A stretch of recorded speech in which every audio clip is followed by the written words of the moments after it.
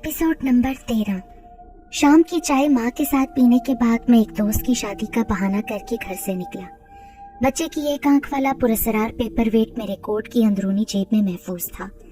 जोग्या के कहने के मुताबिक मुझे सिगार बॉक्स में सुर्ख कागज में लिपटा हुआ एक सफेद मोती भी मिल गया, जो ज्यादा बड़ा नहीं था, लेकिन उसकी दूधिया रंगत पूरी आबोताब से चमक रही थी। मोती से संदर और लुबान की मिली जुली खुशबू फूट रही थी। उस वक्त मेरी दस्ती घड़ी में 6:30 का अमल था। जोग्या ने कहा था कि मैं सरे शाम ही घर से निकल पड़ूं। उसने किसी मखसूस जगह जाने का तयन नहीं किया था। यही कहा था कि मैं जहां दिल चाहे घूमता रहूं। लेकिन ठीक आधी रात के वक्त जब पूर्णमासी का पूरा चांद आसमान के बीचों बीच हो, सफेद मोती मुंह में रख लूं, उसके बाद बच्चे के कहने पर अमल करूं। जोग्या के कहने के मुताबिक वो रात मेरे लिए बड़ी मुबारक मगर बेहद कठिन थी। मेरे जहन में रमेश का नापाक तस्वुर किसी साए की मानित लहराता हुआ बार बार उभर रहा था।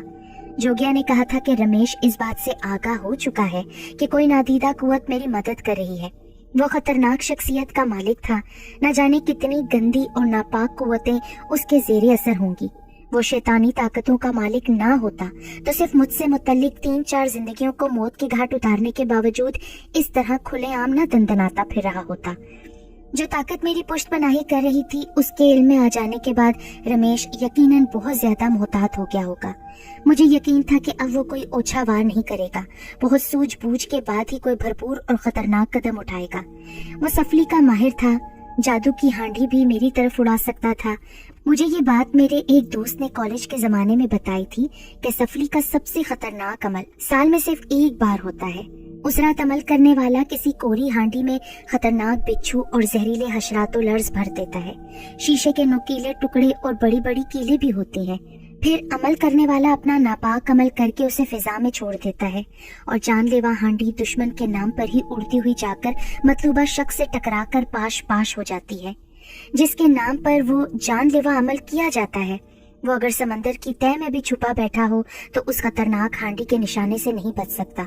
उसकी मौत यकीनी होती है। मैं पहले इन बातों को नहीं मानता था, लेकिन जो हैरत अंगेज चीजें मैं खुद अपनी आंखों से देख चुका था, उन्हें झुटलाना भी मेरे इख्तियार की बात नहीं थी। मेरे लिए मेरे वालिद की पुरस्कार मौत ही सबसे बड़ा सबूत थी। एक 16 फुट लंबा कच्चा सूती धागा किसी इंसान के पूरे जिस्म के खून का एक एक कतरा पीकर उसे मौत से हमकनार कर सकता है। मैं ड्राइविंग सीट पर बैठा पूरी एहतियात से गाड़ी चला रहा था। जो कुछ मेरे साथ होने वाला था उसका इल्म शायद जोग्या के अलावा किसी और को नहीं था। रमेश की तरह वो भी तो पुरस्कार शख्सियत का मालिक था। मेरे जहन में जोग्या और रमेश से मुतल्लिक बहुत सारे सवालात आ रहे थे। जब दिमाग पर बोझ बढ़ा तो मैंने गाड़ी सिविल लाइंस एरिया में एक कैफे के सामने खड़ी कर दी और उतरकर अंदर दाखिल हो गया। मुझे उस वक्त एक कप गर्मा गर्म कॉफी की सख्त जरूरत थी। मैं आपकी क्या खिदमत कर सकती हूँ? एक खूबसूरत वेट्रेस मेरे सामने आई। वो ऑर्डर बुक और पेंसिल थामे खड़ी थी। एक कप दीजिएगा, हॉट कॉफी। और कुछ? No thanks. वेट्रेस मेरा ऑर्डर लेकर चली गई। थोड़ी देर बाद उसने कॉफी की ट्रे लाकर मेज पर रखी। अचानक एक पस्ता कद नौवारिद मेरे सामने आकर बड़ी बेतकल्लुफी से बगैर इजाजत लिए सामने वाली कुर्सी पर बैठ गया। मैं उसकी बेतकल्लुफी और बदअखलाकी का एहसास दिलाने की खातिर कुछ कहने के लिए मुनासिब अल्फाज तलाश कर ही रहा था जब उसने मुस्कुराकर कहा, खाकसार को प्रोफेसर खप्ती के नाम से जाना पहचाना जाता है। आपको मेरा अपने साथ बैठना नागवार खातिर तो नहीं लगा? पहले लगा था, लेकिन आपका खूबसूरत नाम सुन लेने के बाद आप शायद मेरा मजाक उड़ाने की कोशिश कर रही हैं ना? खैर, आपसे एक बात अर्ज करूं? जी फरमाइए।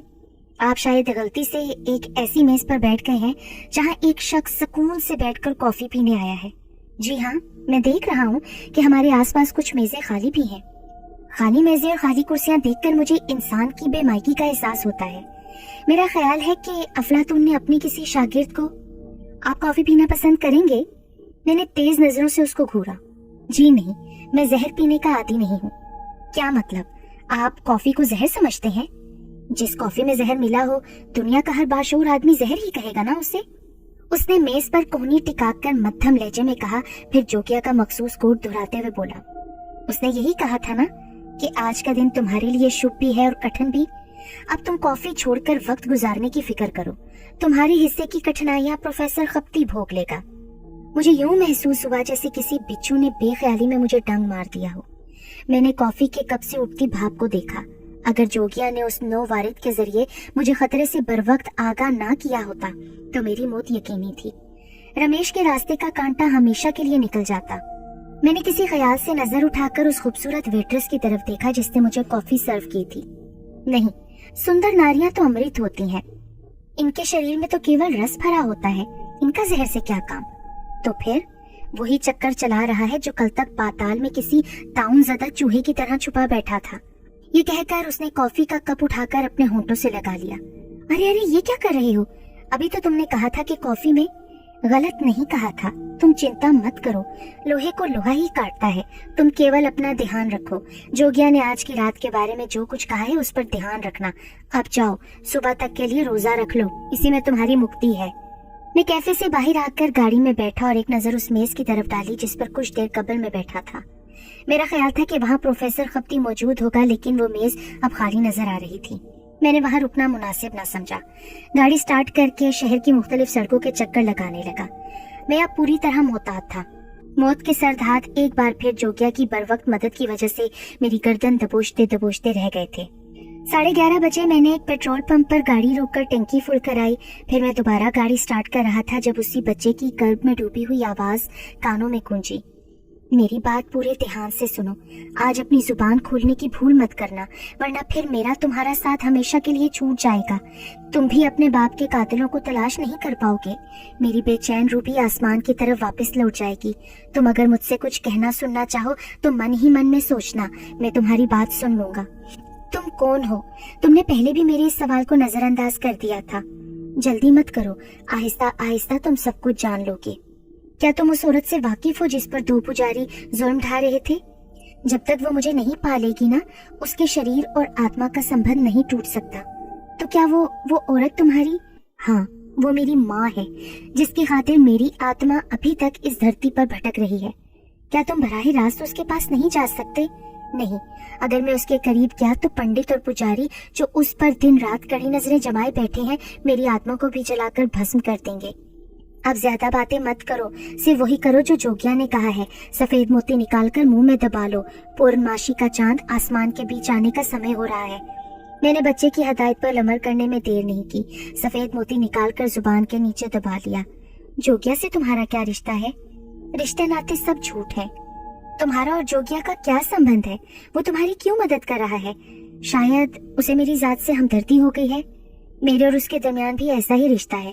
उसकी कृपा है जो मेरे काम आ रहा है, वरना इस पापी संसार में कौन किसी के काम आता है।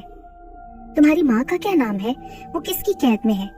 अपनी गाड़ी अब कहीं हिफाजत से खड़ी कर दो। उसने मेरी बात सुनी अनसुनी करते हुए कहा, क्या तुम मेरे बाप के कातलों को भी जानते हो?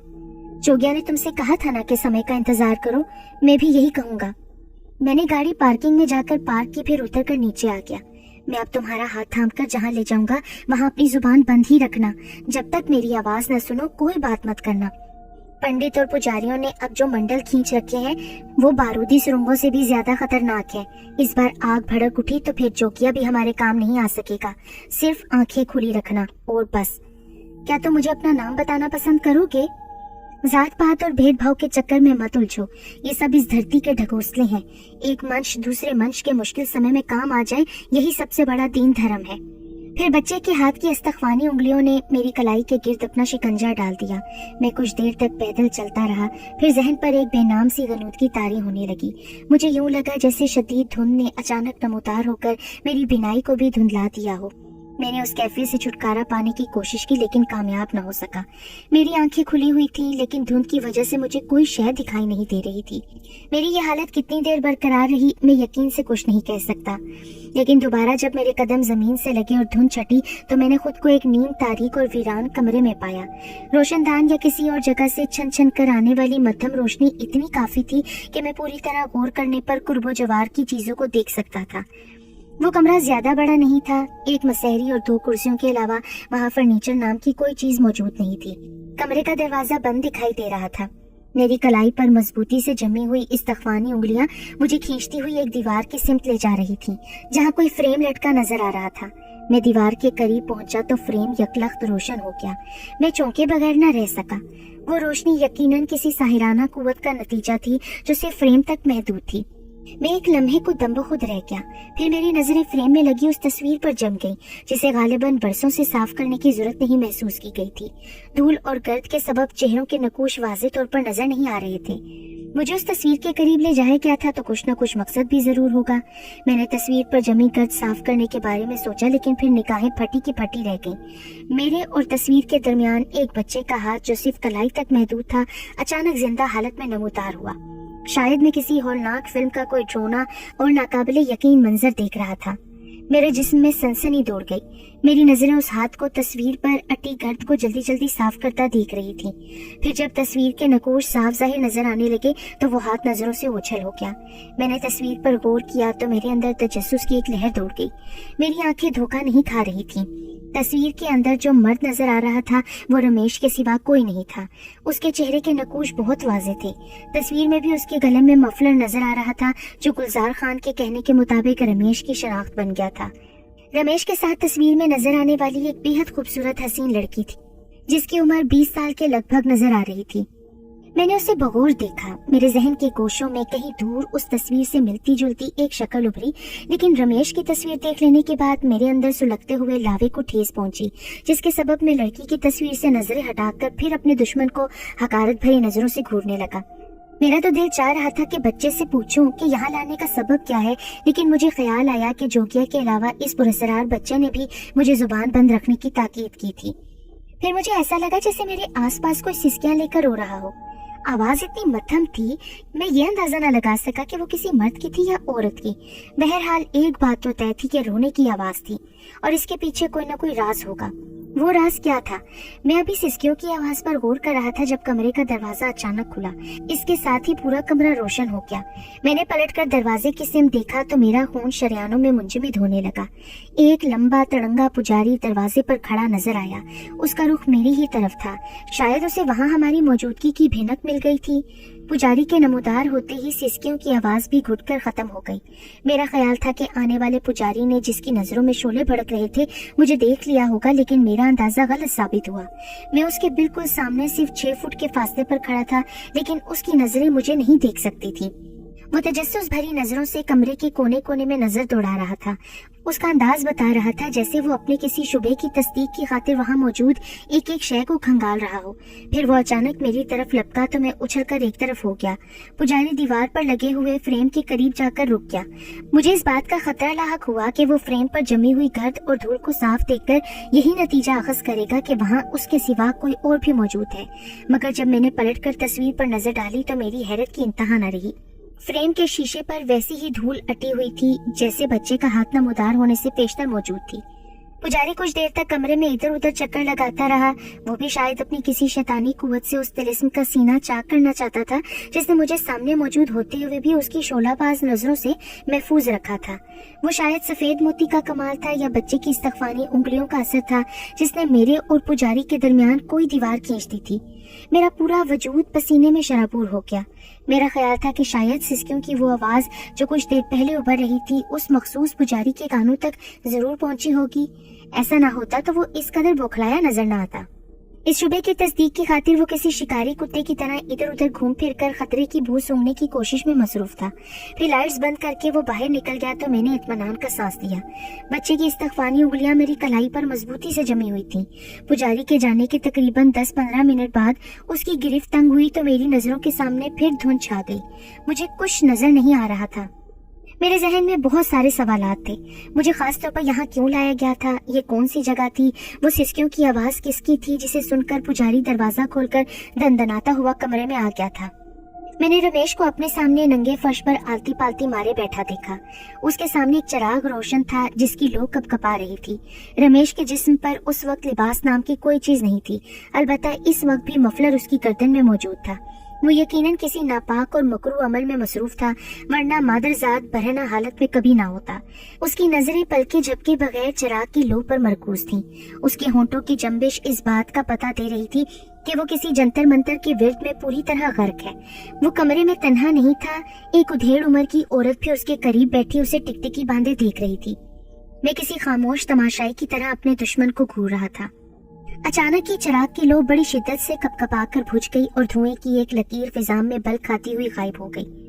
रमेश की कुशादा पेशानी पर अनगिनत आड़ी तिरछी लकीरें उभरने लगी। वो शायद किसी नाकामी की शिद्दत ही थी जिसके रद्दे अमल में वो अपने निचले होंठ दांतों तले चबा रहा था। क्या हुआ गोपी? करीब बैठी हुई उधेड़ उम्र की औरत ने रमेश को गोपी के नाम से मुखातिब किया तो रमेश के तेवर हद दर्जा खतरनाक हो गए। कुत्ती, जुबान को तालू से लगा ले, नहीं तो काट कर फेंक दूंगा। कितनी बार समझा चुका हूँ कि मुझे गोपी के नाम से मत याद किया कर। क्षमा कर दे रमेश, भूल हो गई, अब ऐसा नहीं होगा। अगर फिर भूल हुई तो बोटी बोटी करके चीलों को खिला दूंगा। मुझ पर क्यों आंखें निकाल रहा है? अगर वो तेरे काबू में नहीं आ रहा तो इसमें मेरा क्या दोष? सारा जीवन तेरी रखेल बनकर बिता दिया, अब हड्डियों में गूदा नहीं रहा तो रूखी फीकी बातें कर रहा है। तू तो भागों वाली है जो अभी तक मैंने तुझे अपने चरणों में जगह दे रखी है, वरना रंजनी का अंजाम तुझे भी मालूम है ना। उसके साथ भी तूने न्याय नहीं किया।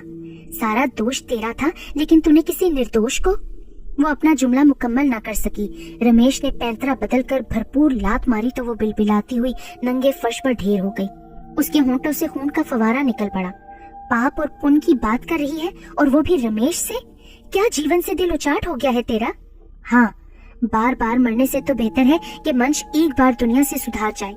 तेरे मन में यही है तो मार दे मुझे। नहीं छमिया, नहीं, मैं तुझे इतनी आसानी से मौत नहीं मारूंगा। तू नहीं जानती कलकनी कि सफली की विद्या हासिल करने के बाद रमेश के कब्जे में कितनी नापाक आत्माएं हाथ बांधे दंडवत करती रहती हैं। तुझे अभी मेरी काली शक्ति का अंदाजा नहीं है। हो गया तेरी काली शक्ति का अंदाजा। एक छोकरा तो तेरे हाथ आ नहीं रहा और तू आकाश पर चढ़कर मूतने की बातें कर रहा है।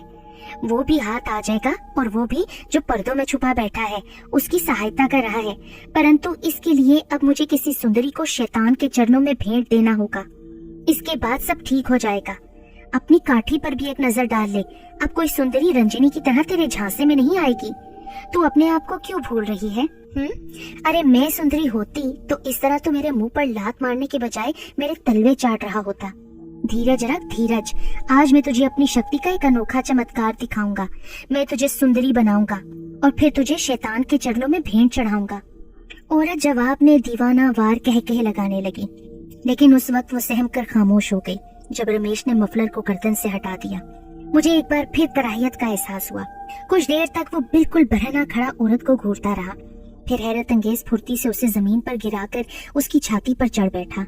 औरत ने हसियानी अंदाज में चिल्लाना शुरू कर दिया।